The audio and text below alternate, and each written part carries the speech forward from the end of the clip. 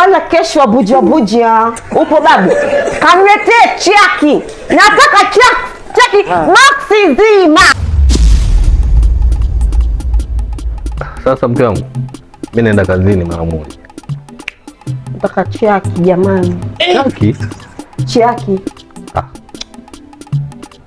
Sasa mimi chaki naipata wapi? Chaki unaniuliza chaki utaitoa wapi na kati shuleni hapo chini? Chaki unaniuliza utaitoa wapi? Nimekula sawa mimi jamani. Chaki pia unaniuliza utaipata wapi?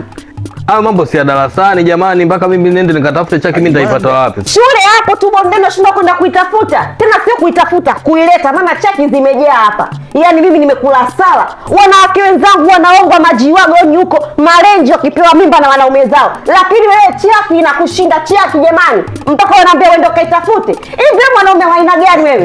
Usiniangalie jicho la pembeni maana nakuona unaniangalia kwa dharau, yaani unanidoboa yani kama vile umeniona mimi fucking matatizo. Si ndio maana yake? Sasa nakwambia hivi, nenda kanitafutie chaki, nataka boksi zima. Mtoto leo ametamani chaki.